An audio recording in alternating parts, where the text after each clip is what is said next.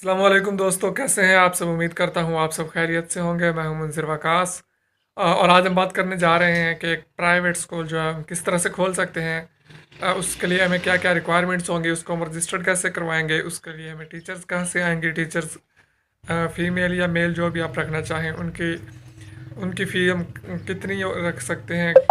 और नॉर्मल जो स्कूल्स चल रहे हैं उनमें टीचर्स की क्या फ़ीस होती है, क्या पे होती है। अगर आप किसी स्कूल की फ्रेंचाइज लेना चाहें, आप वो कैसे ले सकते हैं, और इस तरह की तमाम जो बुनियादी बातें हैं प्राइवेट स्कूल के मुतालिक, आज के वीडियो में हम वो सारी बातें डिटेल के साथ शेयर करने वाले हैं। तो उससे पहले कि हम आगे बढ़ें, अगर आपने अभी तक मेरा चैनल सब्सक्राइब नहीं किया और मेरे चैनल पर नए हैं तो नीचे रेड कलर का सब्सक्राइब बटन बना होगा, उस पर क्लिक करके आप सब्सक्राइब कर सकते हैं। और साथ बने बेल आइकन पर भी क्लिक कर लीजिएगा ताकि आने वाले वीडियोस के नोटिफिकेशन आपको टाइम से मिलते रहें। जी, तो आजकल एजुकेशन जो है एक बहुत बड़ा बिजनेस बन चुका है। आप अपने गांव में, शहर में, मोहल्ले में, जिस गली में, जिस नुक्कड़ में जाएंगे, आपको वहाँ पे कोई ना कोई प्राइवेट स्कूल बना हुआ नज़र आ जाएगा। अ, ऐसे लोग भी हैं जो खुद अंडर मैट्रिक हैं और उन्होंने अपने प्राइवेट स्कूल्स शुरू किए हुए हैं और लाखों रुपए आसानी से कमा रहे हैं। जी, तो आपको उन जैसा स्कूल नहीं बनाना, आपको थोड़ा स्टैंडर्ड रखना होगा। ये मैं आपसे पहले रिक्वेस्ट करता चलूँ कि ये ना हो कि आप भी ऐसे ही स्कूल खोल लें और बच्चों का फ्यूचर तबाह करना शुरू कर दें। जी, तो ये तो होगी मेरी आपसे रिक्वेस्ट। तो आगे हम बढ़ते हैं कि प्राइवेट स्कूल चलाने के लिए हमें क्या क्या चीज़ें रिक्वायर्ड होंगी। सबसे पहले हमें एक बिल्डिंग रिक्वायर्ड होगी।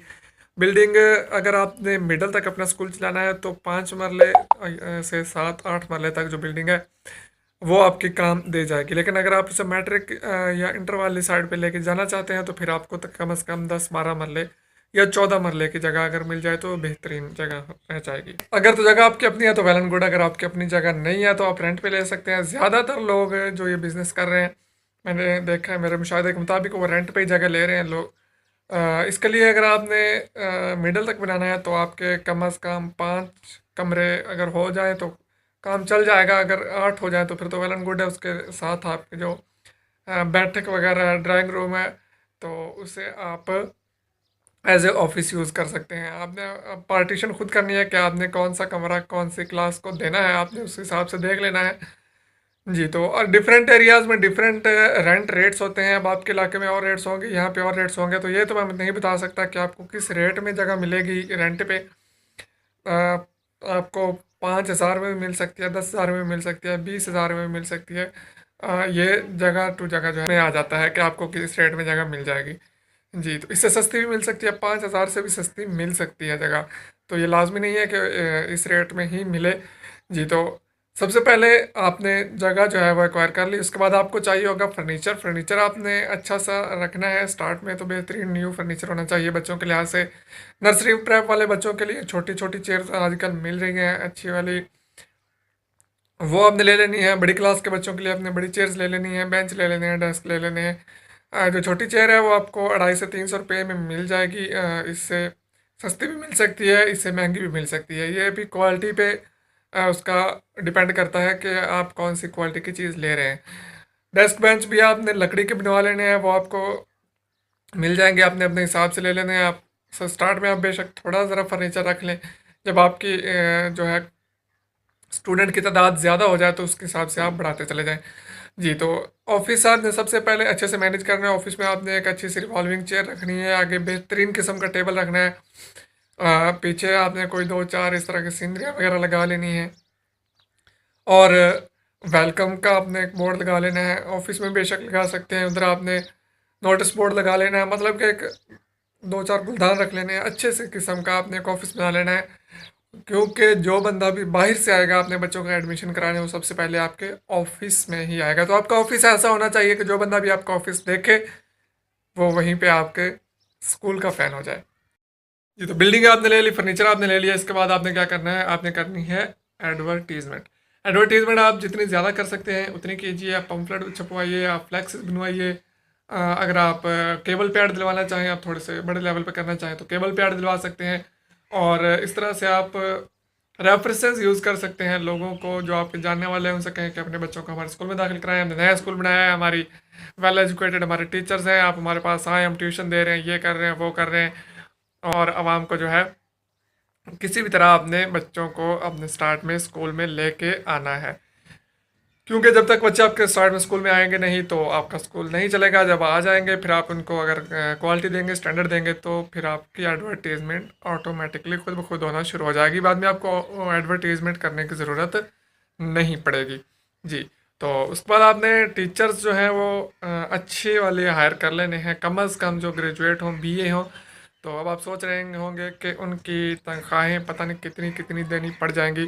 तो मैं आपको बताता चलूँ कि जितने भी हमारे प्राइवेट स्कूल्स चल रहे हैं, इनमें जो टीचर की फीस होती है, ग्रेजुएट टीचर की ज़्यादा से ज़्यादा वो 4500 से 5000 होती है, और कम से कम ये 1500 भी हो सकती है। जी हाँ, जो लोग इस चीज़ से ना वाकिफ़ हैं वो ये ज़रूर समझ रहे होंगे कि ये भाई छोड़ी जा रहे हैं। तो ऐसी कोई बात नहीं, मेरा इस चीज़ का एक्सपीरियंस भी है। ये ऐसा होता है कि बाज़ औक़ात मैं कोई चीज़ बताता हूँ और आपको मानने पे आपका दिल ही नहीं कर रहा होता। वो ऐसा होता है कि जैसे आप समंदर के बाहर खड़े हैं और बाहर खड़े खड़े ही आप सोच रहे हैं कि आगे पता नहीं कितनी गहराई होगी, और यही सोच के वो लोग बाहर ही खड़े रहते हैं कि आगे तो बहुत ज़्यादा गहराई होगी।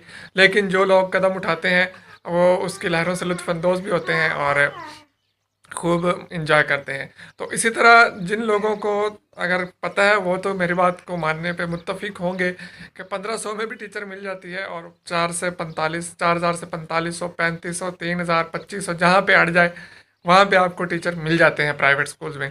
लेकिन जिस बंदे ने पहली दफ़ा ये सुना है वो यही समझ रहा होगा कि नहीं नहीं, ये तो पॉसिबल ही नहीं है, इतने कम में पूरा महीना कोई टीचर कैसे खप सकता है एक स्टूडेंट के साथ। एक स्टूडेंट के साथ नहीं बल्कि कई स्टूडेंट्स के साथ। तो आपको फीमेल टीचर जो है वो आपको आसानी से 3500, 4500, 2000 तक भी मिल सकती है, 1500 तक भी मिल सकती है। तो इस तरह से आपने टीचर्स को हायर कर लेना है। उसके बाद अगला प्रोसेस जो है हमारा है रजिस्ट्रेशन का। तो रजिस्ट्रेशन के लिए आपने एजुकेशन ऑफिस चला जाना है। वहाँ पे आपको जो है वो सारा प्रोसीजर बताएंगे। आपकी वायरिंग टेस्ट होगी, बिल्डिंग का टेस्ट होगा, ये सारी चीज़ें वो आपको बताएंगे कि ये टेस्ट करवाएं, ये वाले रजिस्टर लाएं, ये आप फिल करें।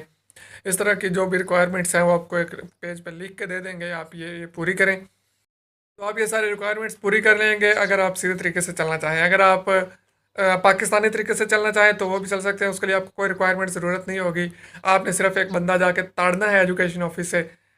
ये मैं आपको नेगेटिव मशवरा नहीं दे रहा ये मैं आपको एक ऐसा मशवरा दे रहा हूँ कि जिससे आप दूसरा रास्ता भी इस्तेमाल कर सकते हैं। पाकिस्तानी है तो इस बात को समझिए। तो आपको कोई भी टेस्ट नहीं कराना होगा और आपका स्कूल भी रजिस्टर्ड हो जाएगा। अगली बात आपको समझ आई है, मैं डिटेल में नहीं जाना चाहूँगा। जी।